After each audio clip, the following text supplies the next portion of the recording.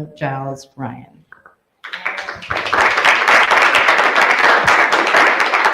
Thank you so much, Sarah. Good evening, everyone. My name's Adam Ryan. For those of you who don't know me, I'm the curator here at the Center for Photography at Woodstock. And I had the great privilege of co-curating my sister myself, showcasing the works of Kathleen and Colleen Kenyon. The Kenyon sisters have a powerful connection to CPW, and this show gives us the opportunity to reflect on their legacy and the continued relevance of their vision today. So to help us explore this, we have this incredible panel of experts and colleagues who bring different perspectives on these two remarkable artists and their distinct practices. I'll briefly introduce the members of our panel, and then we'll jump right into it. And then at the end, we will take questions from the audience, so start thinking now. First, we have co-curator Tom Wolfe, who recently retired from an illustrious career as professor of art history and visual culture at Bard College. However, as with most art historians, retirement is a bit of a paradox because Tom, he has more upcoming shows and ongoing projects now more than ever. Academics like Tom never slow down. But the story of this exhibition, in many ways, is anchored to Tom. And so Tom will be speaking first this evening. Second, we have co-curator Laurie Dahlberg, also coming from the faculty of Bard College, where she is associate professor of art history and visual culture and photography. Those of you who have already spent time with our exhibition catalog will know the great work that Laurie did in her essay where she situates the Kenyons in the larger world of feminism, as well as the depiction and the self-depiction of women in 20th century art and mass media. Third, we have Kitty McCullough, who knew Kathleen and Colleen very, very well. And Kitty can help us better understand their roles as arts administrators and how they grew into these roles and the legacy that they built for CPW over the decades that they spent here. Fourth, we have Kate Vencaneri, Chief Curator and Director of Curatorial Affairs, Contemporary Art and Fellowship at the Thomas Cole National Historic Site. I can only assume that it feels like many lifetimes ago, but Kate also worked at CPW for 11 years as Program Director and Curator from 1996 to 2007. I'm especially interested in hearing from Kate tonight, in part because we just met, but also because of her extensive on-the-ground experience working with Kathleen and Colleen Kenyon and learning from them to such a degree that I hear you claim them as mentors. And lastly, I just want to acknowledge a member of our audience. There's going to be lots of talk tonight about Kenyon sisters this, Kenyon sisters that. But we also have Kevin Kenyon joining us this evening, the Kenyon brother. So as we get further into the discussion, I know that Kevin has some stories for us about his sisters. So please join me in welcoming the panel and our first speaker to kick things off, Tom Wolfe.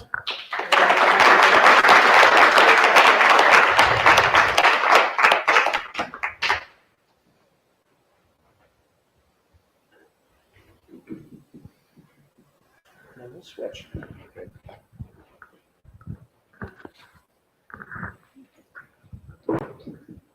Well, hello, everybody, and thank you for coming. It's been a great project to work on with terrific collaborators. Everything went really well, and I think the show was very compelling, as you can see. I thought I would start just briefly introducing the Kenyon's work, pretty superficially, because there's a lot of it, 30 years of being serious photographic artists, and then turn it over to the other members of the panel here. They were identical twins. To me, that's basic to their work and production. A few years ago, I visited the storage facility that houses their work. And I forget what I was there for, but looking for something. But I was just really interested in all these boxes of their photographs and these satchels.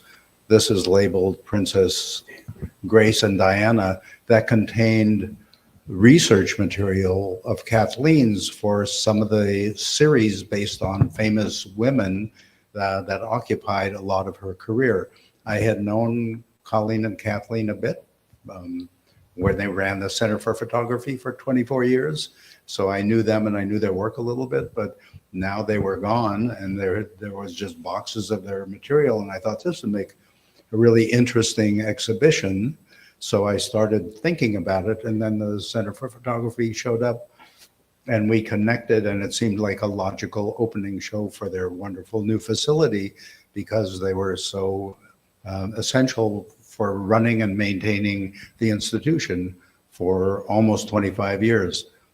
This is another one of these boxes. There are 4 topics that Kathleen focused on in her later career to do extensive research about and then do photo collages about.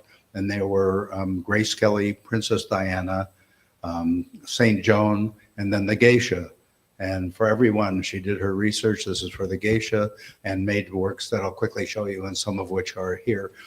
All women subjects. She was very feminist oriented, and all pretty extensively researched before she turned them into fascinating works of art. The twins grew up in New Paltz, but summered in Woodstock. They went to Skidmore Women's College for their BA, University of Indiana for their master's degree, and they were remarkably precocious. But even before that, there were these cute identical twins, and they got modeling jobs from ages 10 to 14. These are just a few examples of some of their model shoots. They'd go to New York to model for magazines, or they do modeling here. And at college, Colleen, and more of her early work survives. She saved more of it. Also was interested in fashion, did fashion drawings. So they were kind of immersed in a woman's fashion world, which then they came to critique from a feminist point of view. They were always, I think, always embedded in it, but also critical of it.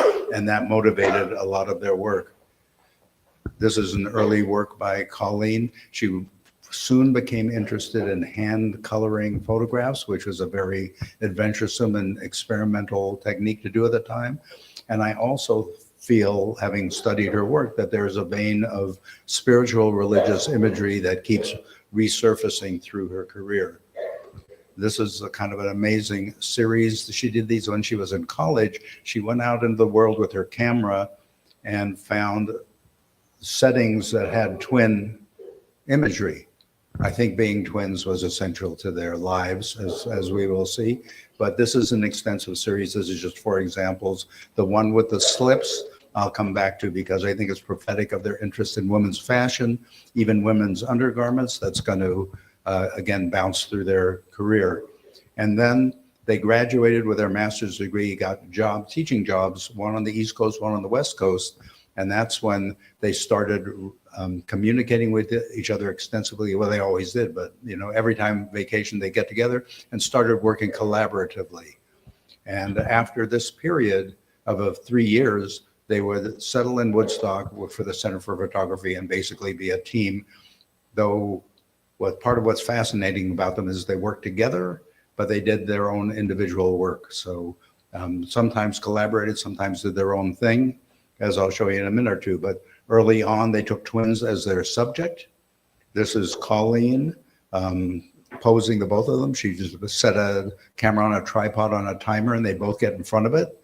And then her distinctive technique was to hand color, as I'll show you in a minute. But there are a lot of these different manifestations of their identities as identical twins. This is by Mary Ellen Mark. I'm digressing here for a minute. Famous photographer who has the show and back here. She also showed at the Center for Photography, which sponsored many important contemporary photographers. But after the Kenyon series of themselves that I showed for a minute, She did a series of twins, 2001 to 2003, published as a book that I think are remarkably different from what the Kenyon sisters did, because she dressed them identically, posed them identically, kind of emphasizing their twinness, their identicalness, which is not a characteristic she shared. So to me, part of what's significant about the Kenyons is they were doing it from the inside. This isn't the photographer finding an interesting niche of human experience and documenting it. This is two photographers working together to document their own experience. This one is an extremely significant one, I think, because there's a good quote from Colleen about it. She describes this as me eager to confront the world, with Kathleen withdrawn and apart. So on those Mary Ellen marks, she's posing them and staging them to be as identical as possible. Here, they're both obviously twins, but still different and coming from the inside as opposed to some outside observer. So there was levity in some of these, there's performance. And then at the same period, Kathleen was doing her own series. There are a lot on the wall here that are also performance-related posing, one of them or the other one of them, in these deliberately awkward scenes, somewhat focused on undergarments or awkward experiences with tights. I showed this one to my wife. She said, I know what she feels like. So here they're wearing the tights on their heads. There's a comic element to this. And this is a little later. There's one like this in the show where I think this is a kind of an amazing photograph where she cut out their silhouettes on white paper, set them against white ground, and then you can see just little traces of their bodies and then the distant space and the gap between them. I just think it's really an interesting and original photograph. I also think it announces her interest in the technique that's going to dominate her career, which is collage. This is kind of a three-dimensional collage. The white paper on top of the actual figures.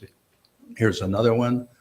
And here is some of her early collages, a lot of which Kathleen is more into feminist critique. A lot of them are about stereotypical images from the media of men juxtaposed with stereotypical images from the media of women. Many women in slips, men in suits. This one I picked because it shows theme and variation. She moved the woman, she changed the furniture. Meanwhile, Colleen is doing more formally beautiful photographs with her distinctive technique of hand coloring. That's right over there, the black and white and the hand colored, so you can see the real thing for yourself. This is another example. I put this in as a poster for an exhibition that we're showing a lot, mostly upstate, sometimes in New York. This is Kathleen Polaroid with her partner for 40 years, Doug James.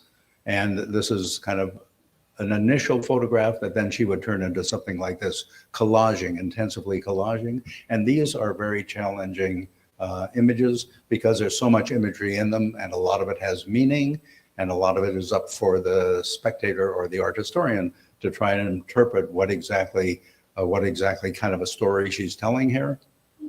Colleen moved to more formal, austere compositions that are very beautiful formally, I think, like this, setting up still lifes. Some have figures, a lot about play of light and pattern. This is an especially significant one, I think, because it's got the mirror, which is a traditional imagery of twinness. She's mirroring herself. And in fact, if you look closely, she's mirrored twice, once to the right. And the mirror is another image subject that will continually reappear in both of their works. And here it is after she hand colored it, which according to her took about 20 hours to hand color one of these meticulously. And then Kathleen getting more ambitious with her collages, a lot from popular media, like those boxes I showed you, collecting pulp magazines and pulling images out of that. And a lot about stereotypical male and female roles.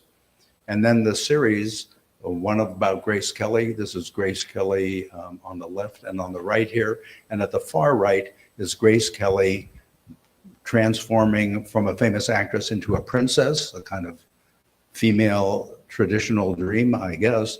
But the image on the right of her with her head bowed and her wedding dress is one of the images that appears more often in Kathleen's work than any other. This is an announcement for an exhibition, joint exhibition they had in Livingston, at an art space in Livingston in the 80s, with Grace Kelly in the middle. This is one I thought I'd take a minute with, so I'm running out of time, but I'm going to wrap it up pretty fast, just to show you how sometimes you can read these pictures. This is called Noon. This is from the famous movie High Noon, Gary Cooper and Grace Kelly, which I watched as part of my homework. And at the left, you see the two of them. They're just married at the beginning. He's a sheriff in a little western town, just married. The drama is a man he's set up for jail for murder for lifetime, broke out of jail and is on his way back to town to avenge himself on Gary Cooper. So there's a continuous motif of the clock approaching noon throughout the movie. The train tracks on the right, the train at the left, Grace Kelly again, and then a few other images. So I'm saying here she's kind of drawing the imagery from the movie, but then a few other images that you have to use your imagination. The milk carton pouring out milk, the broken fortune cookie. You can speculate on what was on her mind behind that, but there's no black and white or absolute answer. This is Colleen, again, with her abstract compositions, but now they're working on the theme that they both jointly worked on of Saint Joan. So I've interpreted this is the colored version, as an abstracted crucifixion, which everybody seems to kind of accept. Again, the Christian religious imagery infiltrating. Saint Joan was a martyr saint. And then their last series together was the geisha, which are these kind of austere, formal juxtapositions of images, always with a Japanese geisha as one of the three. This one is signed 1999, Kathleen Kenyon. I speculate on the left, that's like a spoonful of powder that's radiating light. What did she mean by that? And then next to it is like an explosion of lightning, very beautiful. And this one is signed Kathleen Kenyon and Colleen Kenyon, a collaboration. So it's kind of Kathleen's thing, but they're also working together, always interdependent and mutually supportive. And then Colleen, they studied, again, that box was full of books about geishas, and there's more. They studied it, made up Kathleen as a geisha with a white makeup on her face, and posed her and photographed that as her contribution to the geisha series. And then their lives kind of declined in their later years. They had health problems. And in 2003, Kathleen was hit by a car in front of the Center for Photography, getting out and getting ready to go to work. After that, she was pretty much invalided. Colleen kept doing work on a more modest scale. I think is very interesting for local interests. Photographs of storefronts in Saugerties. This is one, again, with women's fashion. I think it goes back to her origins, the early interest in women's style, women's world, women's fashion. Beneath the red, you can see her reflected in the mirror theme again. And then as well, kind of by accident, but kind of as an homage to them, you also see me reflected in the glass that's covering the photograph. This is the early photograph with the slip and the twinning of the slips and the fashion in the window that I saw, that I mentioned I would come back to. And this is one of her late works that I really admire, which I'll conclude with, a self-portrait. She did several, showing herself not a teenage model anymore, preteen model anymore, but a mature woman. Here she is with her camera with a flash. So the light explodes, which I see as a kind of mystic image of the camera that's been her companion for her art for her whole career. And in the foreground, there's an image of St. Francis, which is bringing in the religious and the spiritual again. So I think it's a good way to culminate my little presentation and do a brief introduction to the much richer work of the Kenyon sisters, which you have some great examples of here.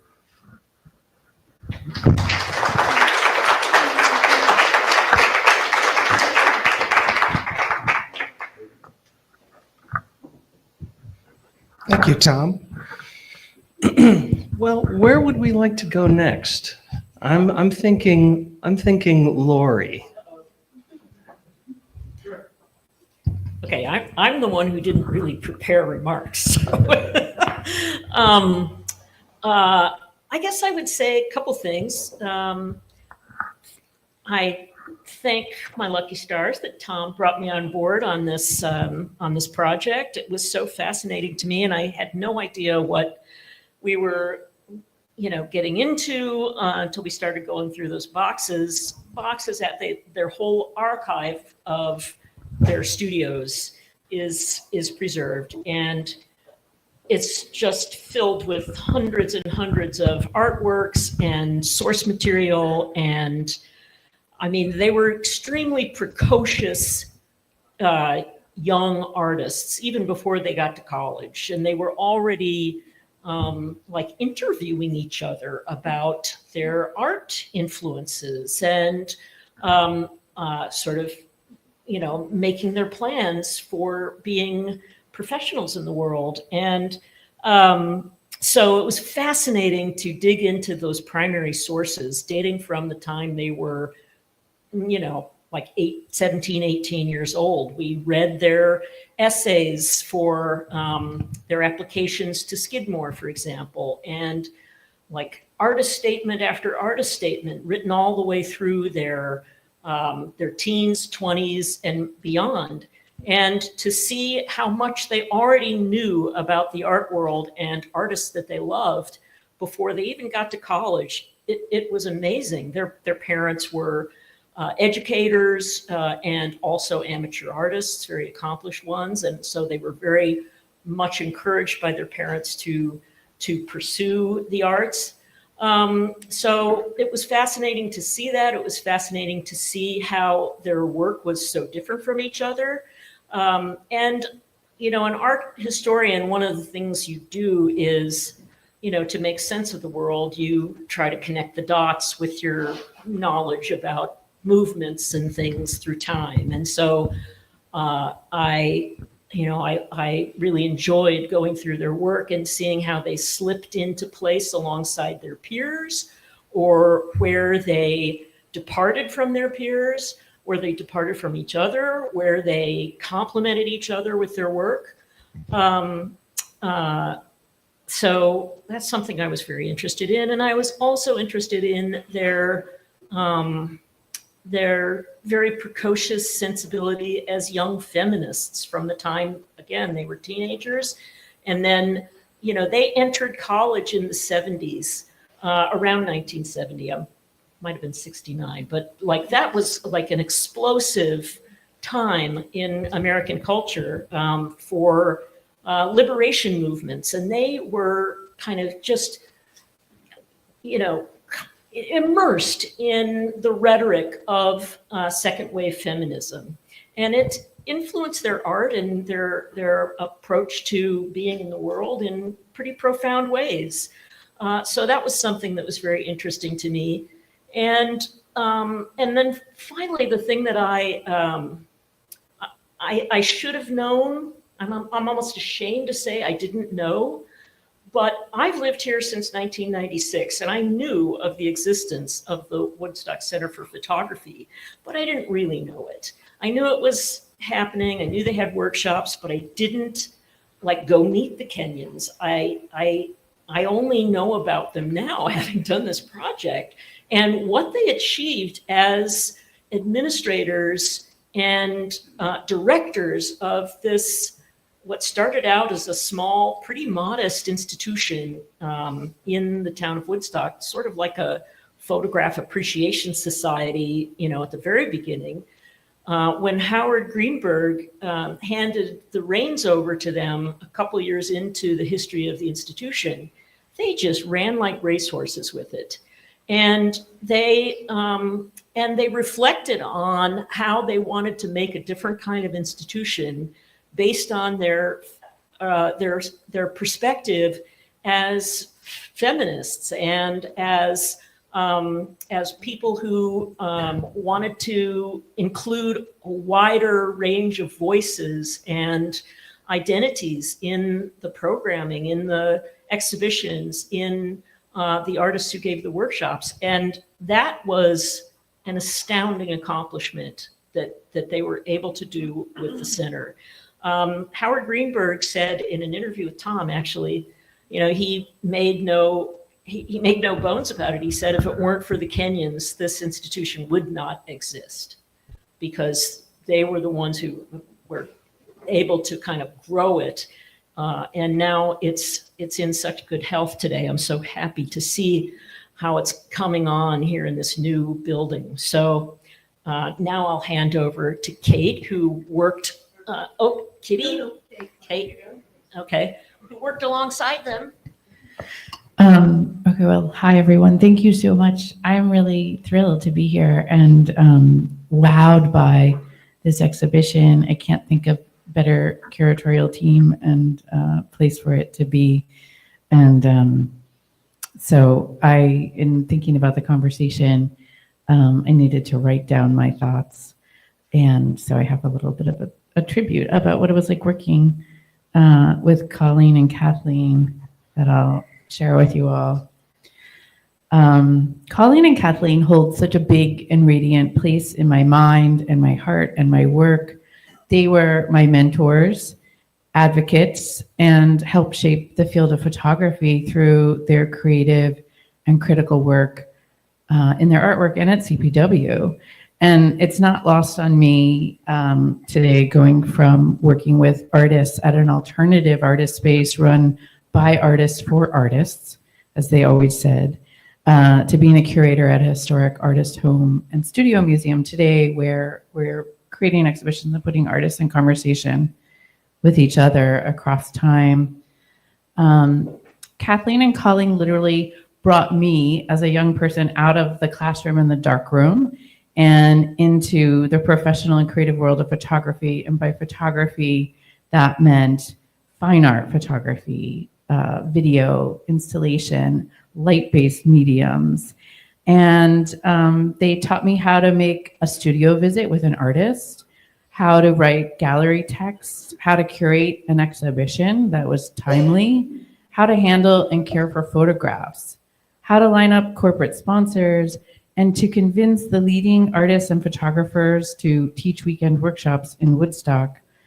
As editors and proofreaders of Photography Quarterly, Kathleen taught me how to proofread, design, and print a magazine. She always said you had to read text 6 times, and sometimes we would read the text backwards just to check and make sure there were no typos. They also introduced me to this incredible, deeply passionate community of photographers and artists and dealers and gallerists, curators, writers, some of whom I still have close relationships today, some of who are no longer with us. Mary Ellen Mark, Aiko Hosoi, Larry Fink, Bruce Davidson, Vic Munitz, and brought us into the galleries of Howard Greenberg to see the Flat Files and Julie Saul, Pace Wildenstein McGill, as it was then called, a Photographer's Place Photo Fest. And I think one of the things that stuck with me is that they taught me what it meant to nurture, support, and honor artists and the people with whom I work as a curator. They cared deeply about their practice as artists. They went away every year for at least a month to Yaddo or Nantucket. But I think that I would argue that their work at CPW is also an extension of their creative and intellectual curiosities. As mentioned, CPW was run during their tenure as an organization by artists for artists, and that meant, in addition to vacation time, we all had studio breaks. But it also meant that they used CPW as a platform to support artists in their work. They championed emerging artists and mid-career artists whose work could be seen in a new light. They envisioned CPW as a space to take risks and expand dialogue, not only about what photography could be and look like, but what it could do and how it could foster critical conversations, challenge gendered roles and stereotypes, generate new forms of knowledge, galvanize social activism, and creative and conceptual imaginings. And they did this through publishing Photography Quarterly, their very ambitious schedule of 8 to 10 exhibitions every year. founding Woodstock Air and literally bringing artists to be in residence. They said artists are always in residence here, but let's make it official. And then offering things like the Photographer's Fellowship Fund, direct support to artists, providing opportunities to teach and to learn in a community of great people with the Woodstock photography workshops. And Kathleen always led this workshop every year called Getting Known, Being Shown, and it sold out immediately. Everybody wanted to take it and get their artwork out into the world. And Colleen also did a hand coloring workshop that was very beloved. The artists that they championed through exhibitions and publications are really an important part of how we understand the history of photography today. They featured artists like Lorna Simpson, Gregory Crutzen, Graciela Iturbide, Lilo Raymond, Patrick Nagatani, Laurie Simmons, Dwayne Michaels, Hiroshi Sugimoto, Carrie Mae Weems, Cindy Sherman, Sally Mann, Seng Kwang Chi. I mean, it's really incredible. And the exhibitions that they did included Picture Magazine's Before Life with Sandra Phillips, Artists Who Mend with David Levi Strauss on art and healing, Brian Wills' AIDS Project, Fire Without Gold, Encountering Difference, The Cultured Tourist, Social Studies, Public Monuments. So many really critically important exhibitions, I think, in the field. And they also curated exhibitions that I think, today when I look at their work are very much related to things they were thinking about. Like Colleen, for instance, curated an exhibition called Once Upon a Time, and I'll read you the description. Once upon a time, she was the president of the sophomore class, a budding tennis star, and a happy and beautiful young woman. Then the fairy tale ended. This exhibition showcases work by artists whose lives have been abruptly impacted by sudden change, including onset of serious physical, emotional, or mental illness, death of loved ones, physical abuse, addiction, or trauma. How does this affect the artist? And how does the art display this? So, and it was such a moving, beautiful exhibition.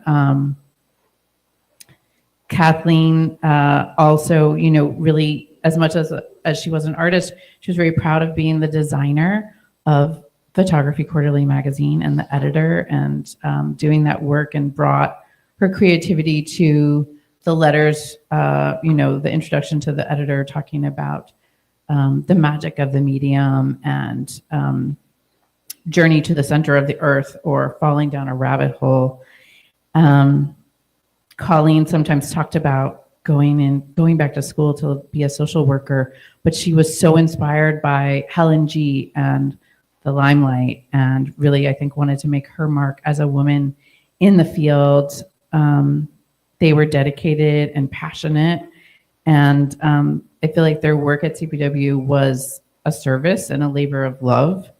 As a young person, when I first met them, I was just kind of awed by their vision and what it meant to run an organization by artists, and really felt like their humor and their irreverence, all through it all, our work really mattered.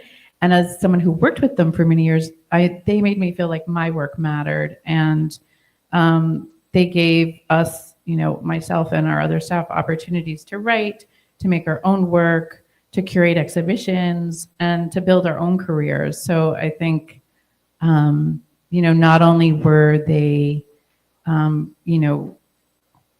giving important artists their first exhibitions and helping to build their careers, but they were mentors to me and continue to inspire my own practice.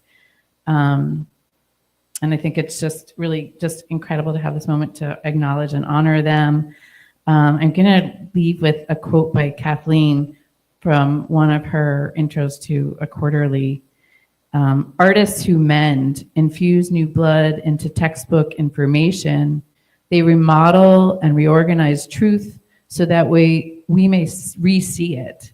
As they make pictures of suffering, they also show and speak of restoration, rehabilitation, and renewal. This creative work is curative. It is a brave and bracing tonic.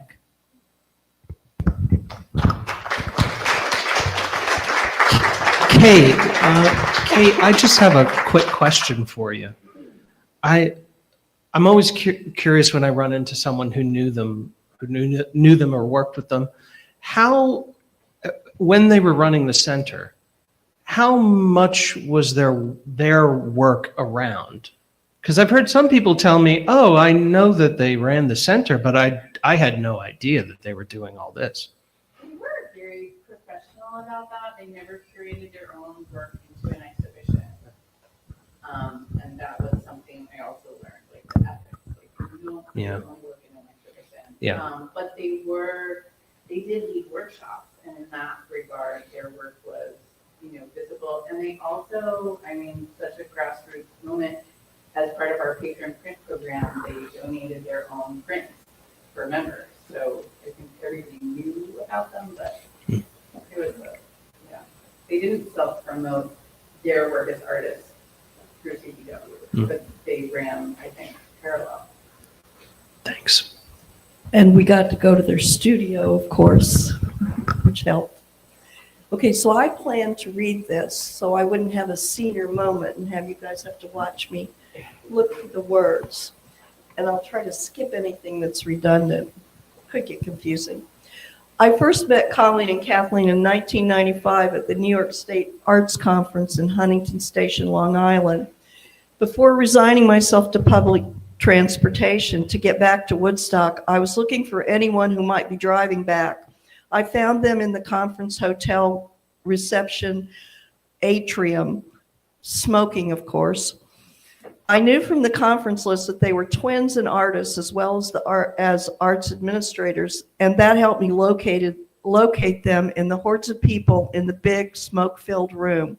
Two very similar faces and dressed in jeans and oversized white men's shirts, the artist's uniform of the day. We piled into Colleen's Saab, in those days the national car of Woodstock, and took off for the Whitestone Bridge. Colleen was driving. Neither could drive for shit, and neither had any sense of direction. We went around the Whitestone Bridge 3 times before I got control of the itinerary and headed us toward the thruway. We became fast friends through our mutual love of fun and hijinks, what Colleen called the caper. After that, I always drove. Earlier that very month, the Woodstock Guild, now the Woodstock Birdcliff Guild, had fired their executive director, and the Kenyons suggested to Guild board member Doug James, Kathleen's significant other, that the Guild should hire me. He made it happen. Colleen served on my board at the Guild, and I served on hers at CPW. Later, as I moved away to be the Main Street manager in Hamilton, New Jersey, where Kathleen had the idea to start an arts center, which is still successful today in its own building, and then back and forth between gigs in Westchester, Putnam, and Dutchess, I continued to serve on the CPW board for 14 years, 8 as president. My children were in and out of Colleen's home and studio. One daughter, Bissette, lived with Colleen for a year in 8th grade. Colleen taught them photography and hand coloring. The Kenyons were unique in their arts management prowess. They were being provided excellent training from the National Endowment for the Arts. They had won a prestigious NEA advancement grant, one of the few 6-figure grants for the arts in those days.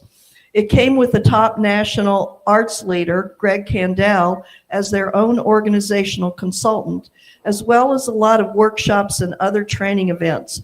Greg, Colleen, and Kathleen loved each other, and the twins were excellent students. Therein lies the great success of CPW. At the time I met them, it was already one of 7 or 8 nationally known photography arts organizations. In those days, artist-run organization was an important thing. Even in those days, political forces were trying to drag the arts away from unique creation toward things less challenging to Main Street thinking. I know you know what I mean. There was then a national organization for artist-run programs, and the twins were leaders in the effort. Serving artists who were women, minorities, and embarking in new career directions was paramount to them, and many artists who later became famous got an early push from CPW.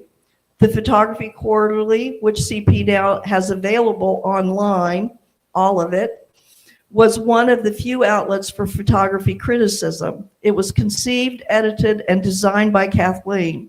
CPW's auction was the first charity auction for photography and drew a full house to Woodstock annually. Colleen and I wrote an NEA grant to create the first artist residency program in the country for artists of color. Because I didn't come into the picture until the mid-1990s, I only have hints about CPW's first 2 decades under the Kenyons. I think there are a great many people, including many who became famous artists in no small part because CPW helped them become shown and known, who are around today and who can help us flesh out that important early chapter in CPW's evolution.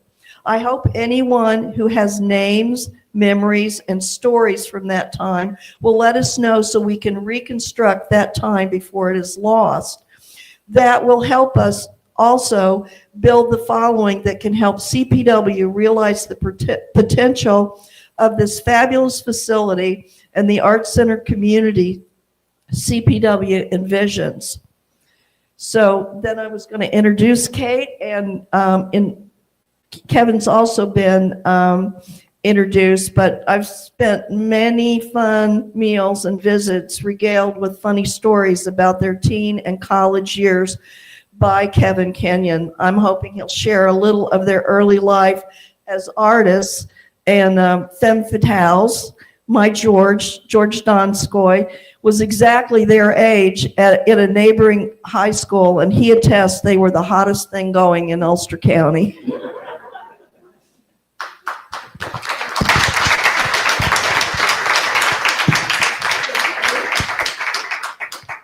You want to come tell us stories? George or Dave? You.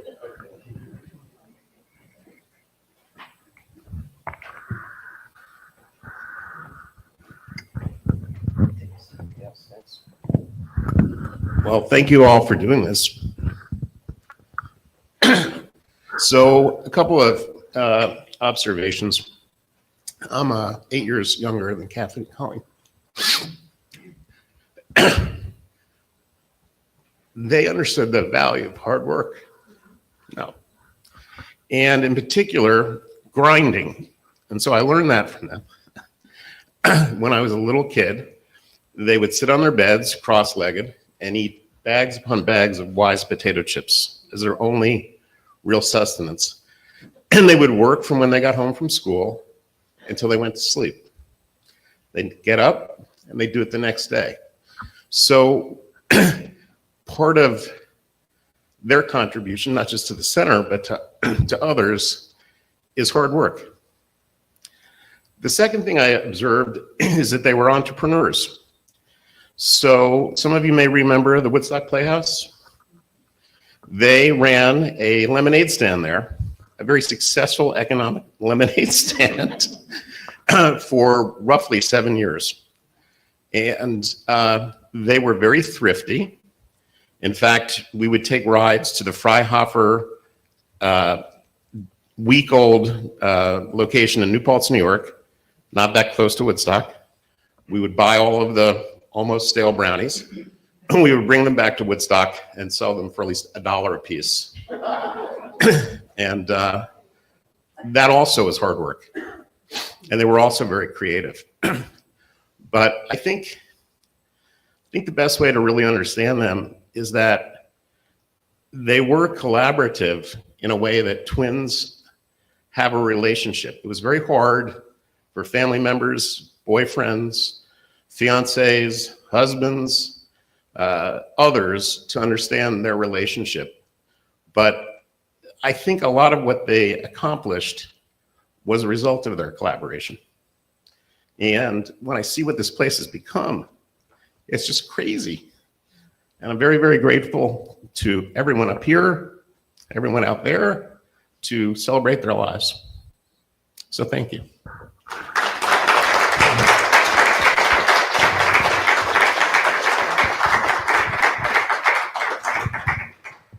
Well, I'm just sorry that Kevin didn't tell the story about the go-go boots.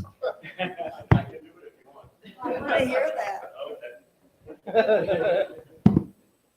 So in keeping with the lingerie of the feminism and the confusing mixed messages of how all that worked in the 70s and 60s, Kathleen and Colleen were indeed characters in high school and had numerous people constantly coming to the house hoping to date them.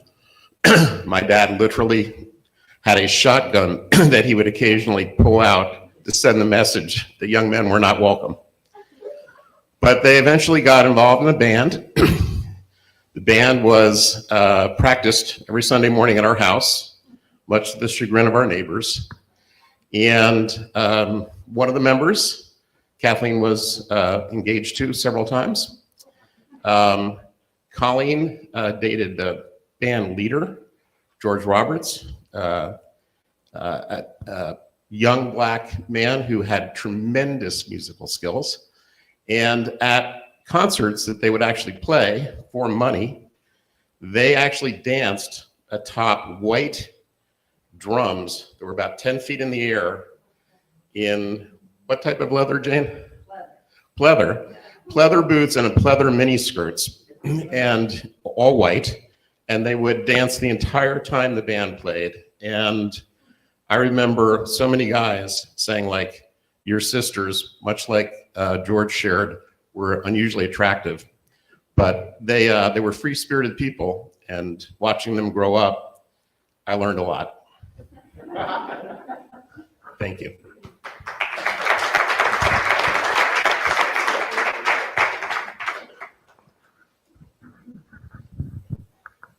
So I'm thinking at this point, now would be a good time to take some questions from the audience. So please, who would like to go first? Let me say something. Katie brought up the auctions, and I haven't heard or seen much about them relating to this exhibit, but the auctions were the most exciting event in Woodstock in the 70s. And I must say, they were relentless. Every dealer, every artist, every photographer they knew who came there or with whom they had anything to do was asked to contribute. And these auctions had hundreds of some of the most. I bought a lot of stuff from them, and I've given them to major museums because they were major pieces. It was just, and they would also generate about 60 grand out of each auction. And these were not just average photos. I've got the catalogs that I'm going to give them to CPW here, because if you don't already have them, because they're just, if you look through the catalogs, you're just astonished by the quality of work that they got to put in these auctions.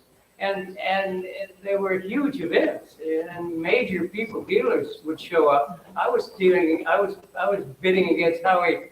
I knew with Howie Greenberg, if he dropped out, I was buying it one bump ahead of wholesale.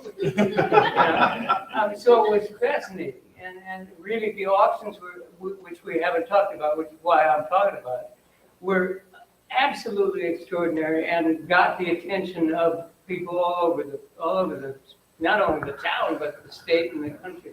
Yeah, I agree with all of that, and I can tell you that those of us that are on staff here now at CPW, we were all newcomers to the Kenyons and newcomers to this history of CPW, and I think each and every one of us could at some point tell you that we start to learn about this organization that we're working at now, and we just sort of sit back and realize how high the bar is that they set in terms of the astonishing number of exhibitions, the quality of the workshops, the auctions, even something like just as the quality of the auction catalogs themselves.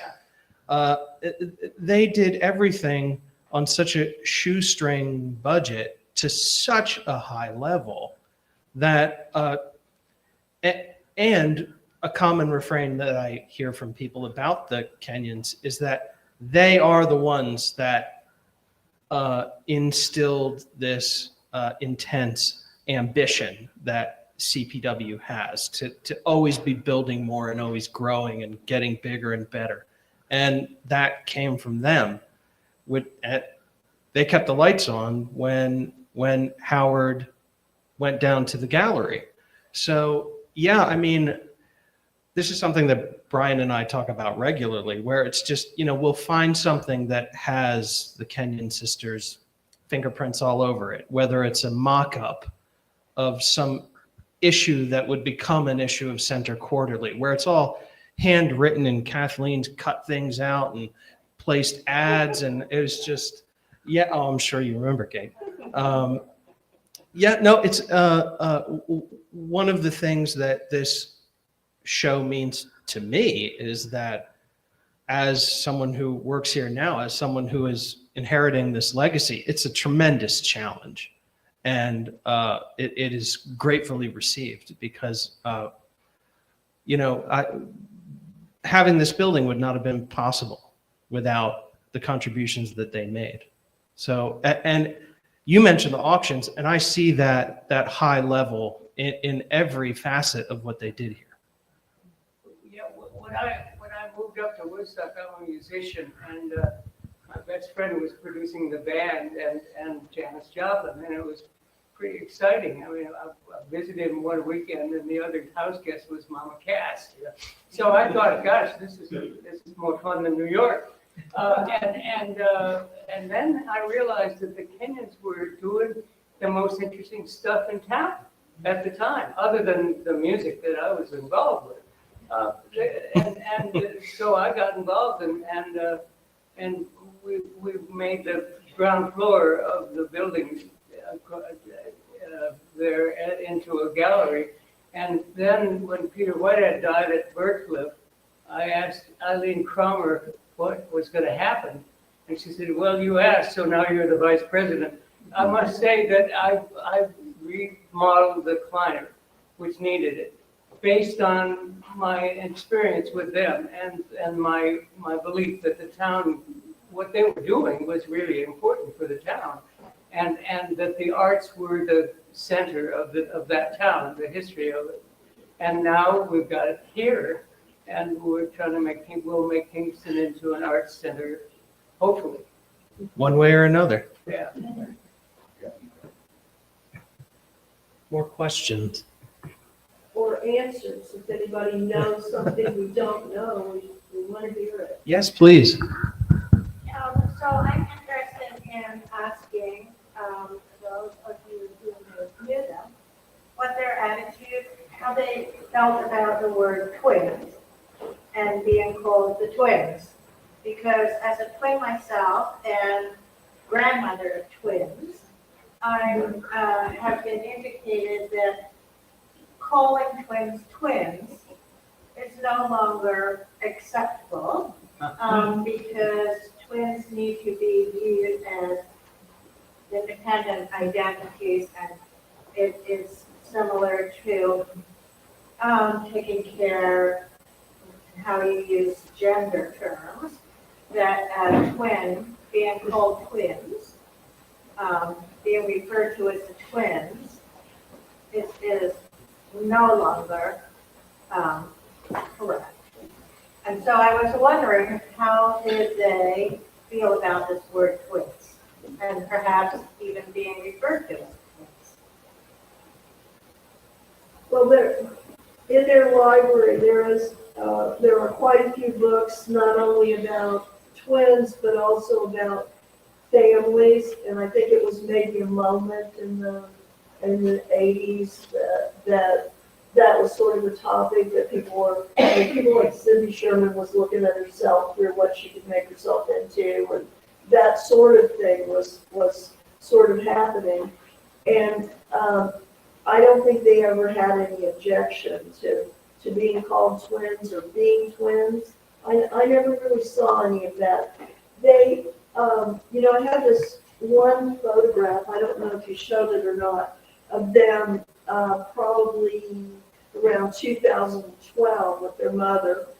And they grew to, even still, when we walk through, like, Kitty is up there now.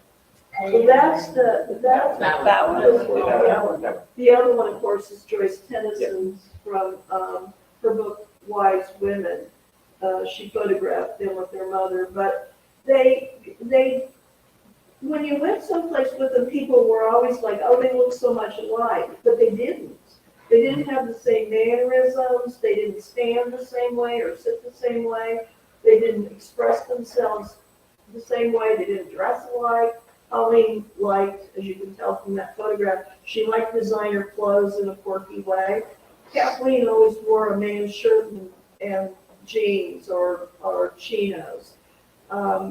And they were very different, but they also couldn't be apart for very long. They really completed each other in a way that was important to them. So I think they would be aware that people didn't any longer want to be lumped together like that, but I don't think they really. I will say though, they were very, very, very competitive.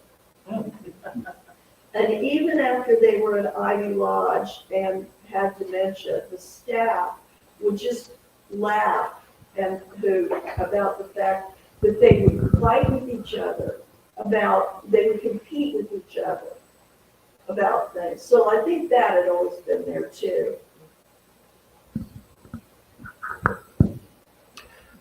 Yes.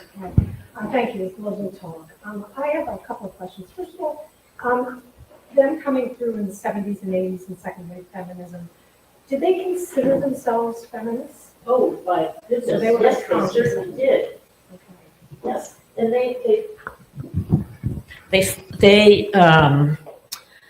they were avid readers, and by the time they went to college, they were already into some pretty sophisticated writing by, Betty Friedan, and the title of this show plays on Nancy Friday's book, My Mother, Myself. They were voracious readers of feminist writing.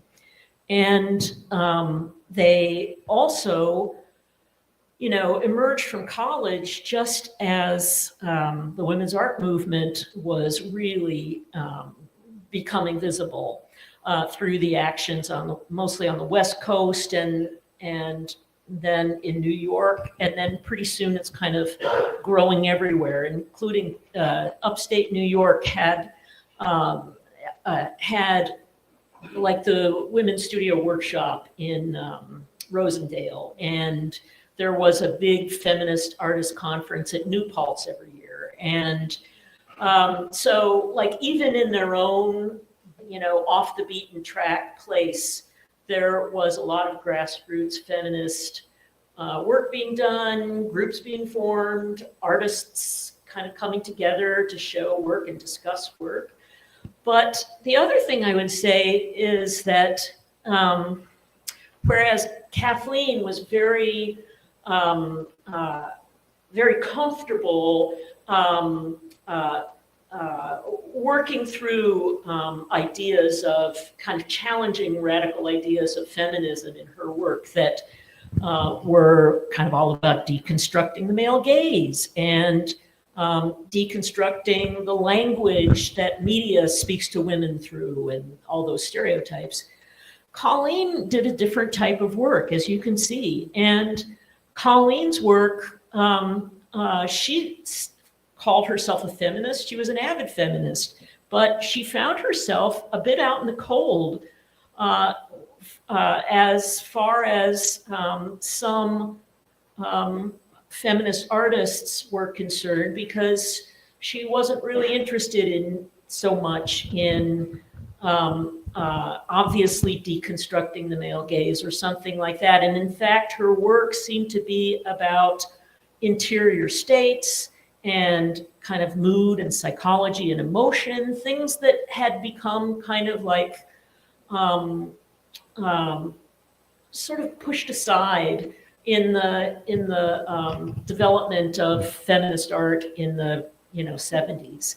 And she even kind of had to defend herself. We found this out reading her artist writings, where she talks about, other feminists were not so comfortable with her work because, they didn't understand it. And I think like the shorthand of that had to do with the fact that she's interested in beauty and the decorative and things that were just, that wasn't where feminist artists were really going at the time.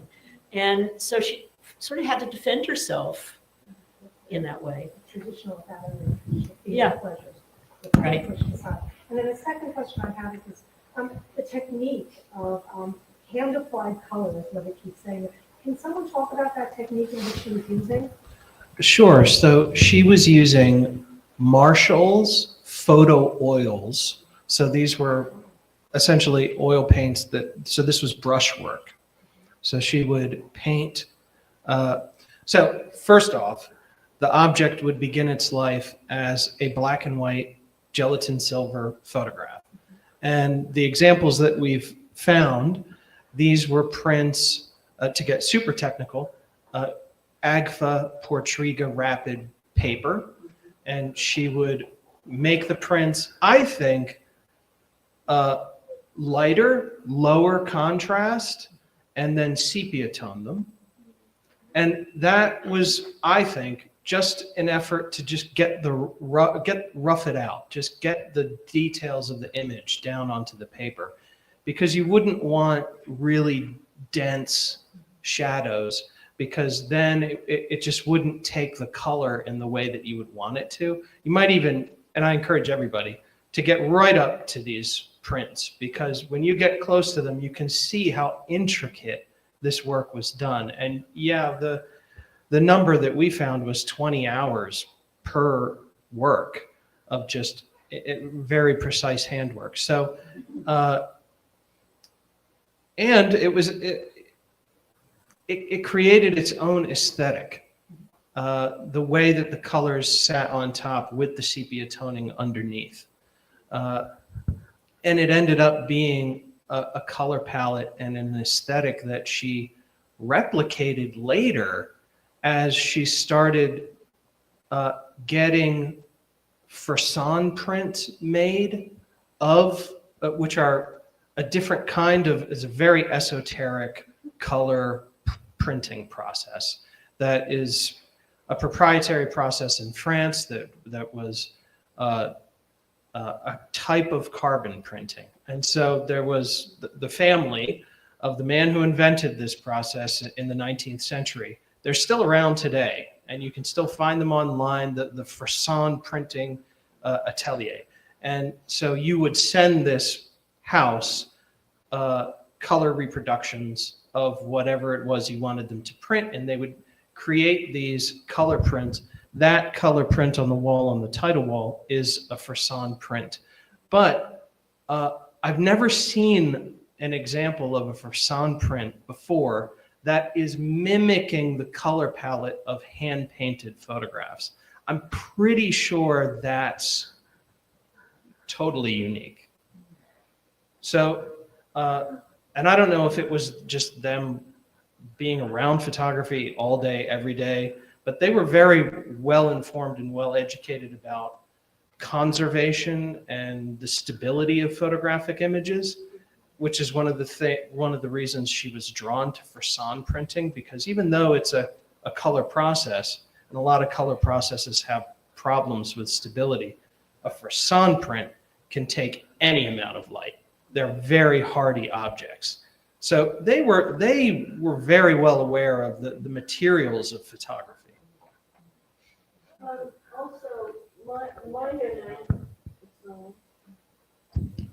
My memory is that Colleen bleached them. She put them in a pan with chlorine bleach and bleached them out.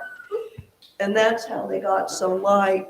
And actually, though, another artist who's a printmaker and a book designer, some of you may know, Kathleen Kenyon, she said that Colleen gave her a demonstration one time and used a different process. But one time we were at Lillian Bassman's studio, and they were sitting on my feet, right? So I could hear everything they were saying. And they were comparing notes because Lillian Bassman ended up with black and white, but she did use bleach to manipulate the chlorine bleach to manipulate the images.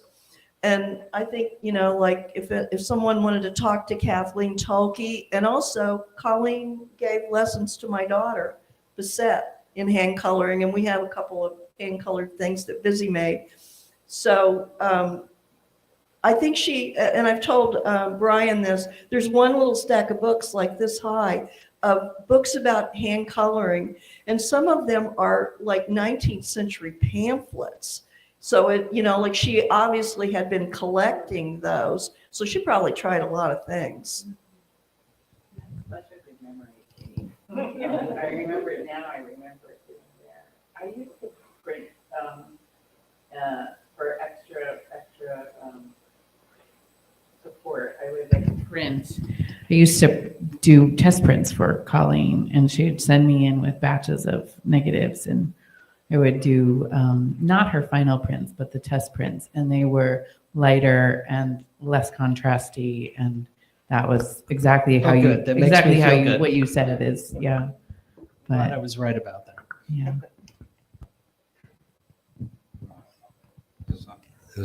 I'll just return to the twins issue for a minute. In the course of my research, I thought it was such an essential aspect of their career and identity. I found two other pairs of identical twin photographers. One of them is Catherine McLaughlin Abbey and Frances McLaughlin Gill, who did a book, Twins on Twins. There's a copy here I could show you if you're interested. Did a book, Twins on Twins, where they found other identical twins and photographed them, also wrote essays about them and about twins in the history of art. We did an adjunct to this show in Woodstock at the Kleiner James Guild, where we had a few examples of their work. And there's a recent biography about them by Carol Kino called Double Click that's getting quite a bit of attention because it's a fascinating topic. And then I also found the Kahn twins, who are contemporary, who call themselves the Kahn twins. Yeah, there's an example. Oh, there they are. That's the Kahn twins. That's what they do. They're AI, they're digitally assisted photographs of themselves, emphasizing the similarity of their looks in kind of futuristic settings, which they have online. So, and then I found other identical twin artists who weren't photographers. That's getting a little far afield. Yes. In presenting their work, I think there's a balance between emphasizing the relationship between the two of them and the collaboration that happens, and also at the same time emphasizing them as individual artists. And I'm wondering how you all as curators and people working with their archive dealt with that.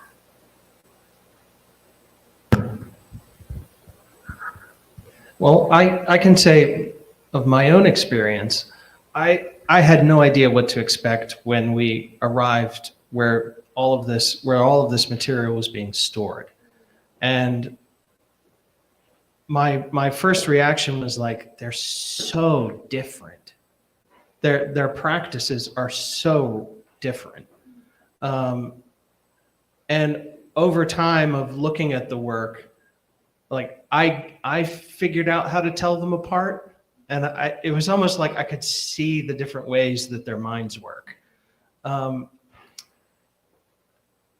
Yeah, I think that we always from the beginning wanted to make that distinction between their different art practices. And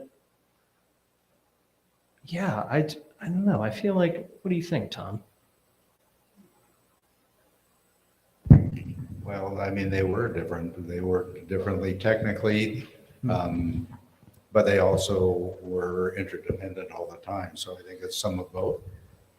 And sometimes I'm not sure, like I ended with that geisha, why is there 3 photographs as a triptych signed Kathleen, and then there are 3 photographs as a triptych signed Kathleen and Colleen? How did that work? You know, you do the research and you learn a lot, and then there are some things you still don't know and exactly how their interrelationship worked. Obviously, they were really close, and at the same time, separate artistic personalities who sometimes interacted and collaborated.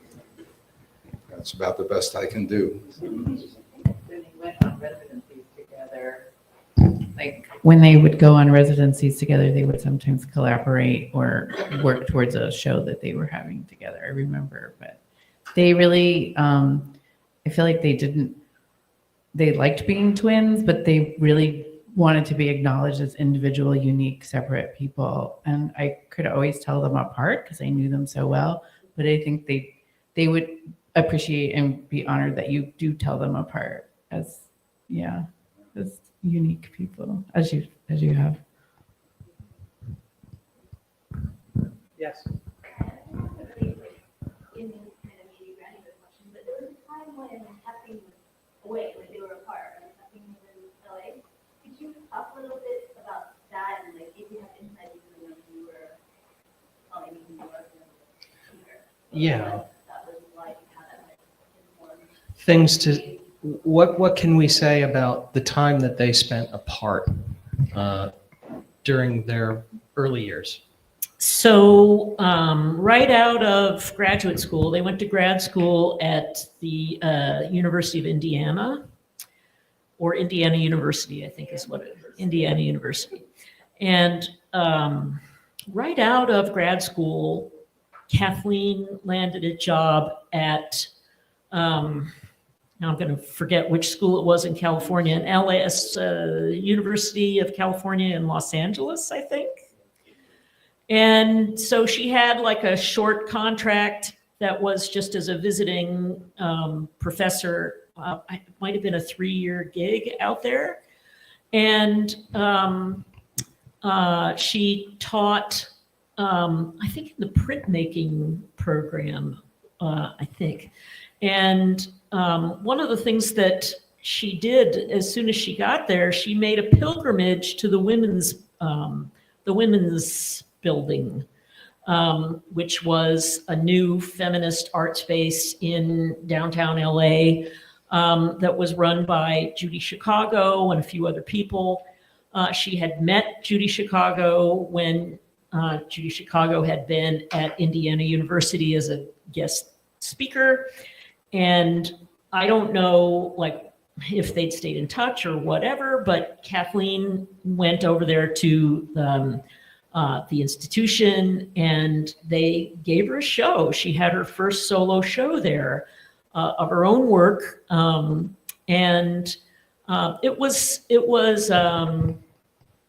not like her later work. It wasn't collage. Her first work at that venue was actual straight photographs, but in a kind of performative mode where she had models trying on clothes or taking, posing together in a kind of conceptual way. I don't know if we have any of those things up there, but so she had this show, and I think it was sort of a threshold for her. And if she'd stayed in California, her life would have taken a very different track. But after that visiting professorship was over, she came back to New York, and Colleen had come back from her own short teaching gig in Pennsylvania somewhere. And then they sort of, they gravitated to the same place again, which was Woodstock, and sort of resumed this life of collaboration. And they both got involved with the center, and they always pursued their own work at the same time that they were becoming these kind of ambitious administrators at CPW, but I think their work sort of took a back seat in a way because they were putting all their energy into the center. So I know they missed each other terribly when they were on different coasts, but they ended up coming back together again. Yes. How did CPW manage two salaries?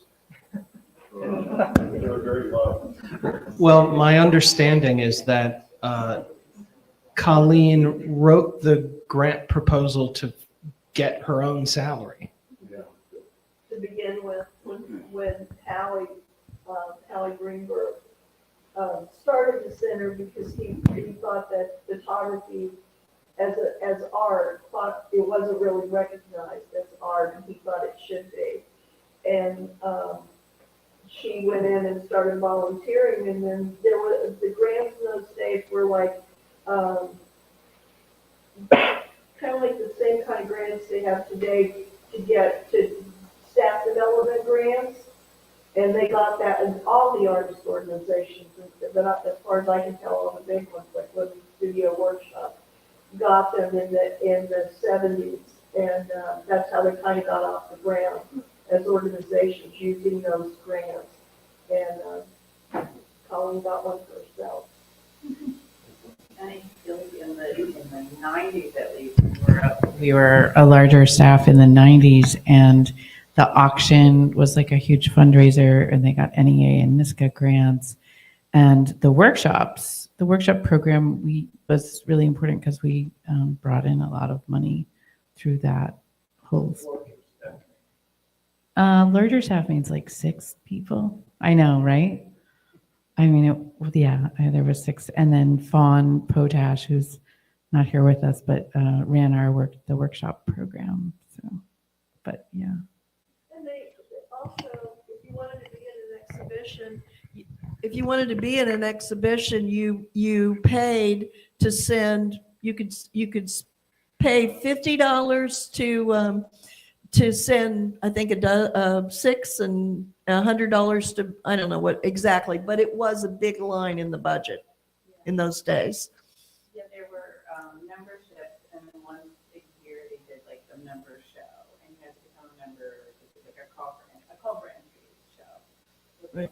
And there's a big slide library of all those submissions, if you still have them, which would be kind of interesting in its own right, of who in 1976 and 86 and 96 were sending their slides. I think it's great for like very big. Right, a big part of the draw was that the curator was usually someone with a big name that you were going to have your work seen by. Okay, I think maybe we have time for one more question.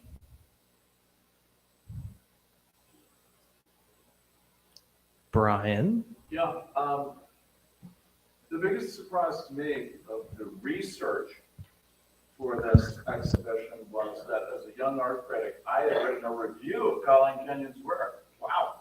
But my question for you, any of you, is what was your biggest surprise about the Kenyons from your research in this very surprising exhibition? Don?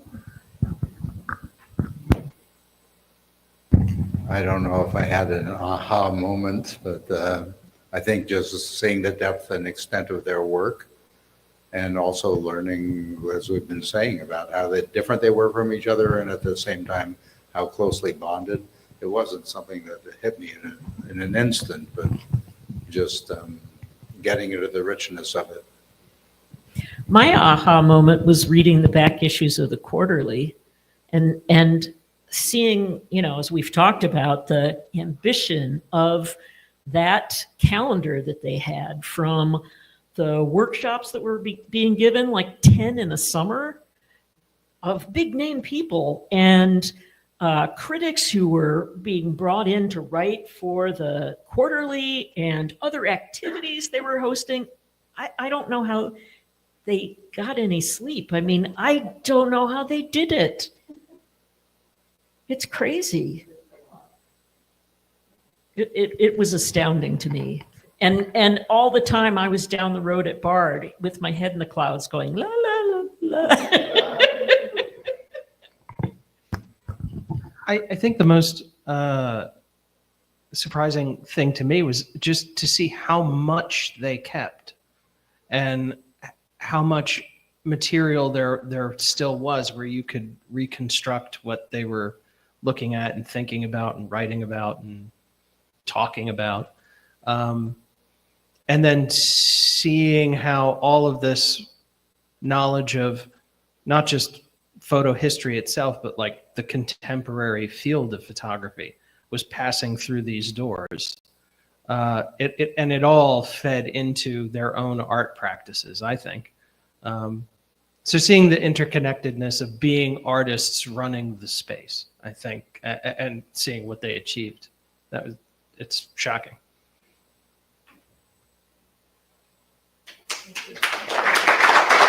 Thanks, everyone.